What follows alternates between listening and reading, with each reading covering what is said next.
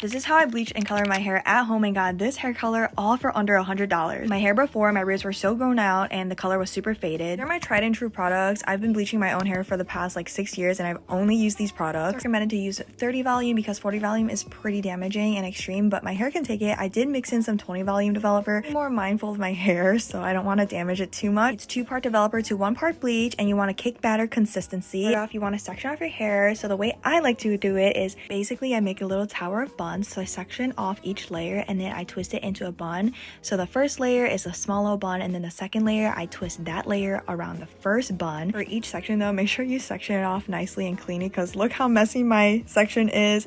I was too lazy to make a straight line. I was just kind of winging it, whatever. It's okay, it worked out for me. Here is my lovely little turd on top of my head full of sectioned hair layers. Now it's time to bleach, and I like to start with the bottom and I use my hands. I know it's kind of crazy. I feel like any hairstylist looking at this is gonna scream. But yeah, I basically just put bleach all over my roots, as you can see, and the way I can see the back of my head is because I'm actually using a little handheld mirror. Peep my face. I make the craziest faces when I'm bleaching my own hair, but my favorite hack is actually to hang the mirror on the back. I used the hanger and clipped up the hand mirror to the shower rod, which is kind of a crazy get up, but it's on my YouTube channel if you want to check it out. I do recommend clipping up a mirror, having a mirror just propped up instead of holding the mirror, because obviously it's easier to bleach your own hair with both hands available instead of holding it like me, but I like to make things harder for myself because I'm just slightly lazy. This is how it looks like when I take off a layer and I take out the scrunchie and I unwrap it, and bam, that's the new layer. And when I'm putting bleach here, I usually don't flip it over to put bleach under because there's already bleach from the bottom layer. Basically, I repeat this process till I get to the top of my bun, and then when it comes to the top layer, it's pretty easy.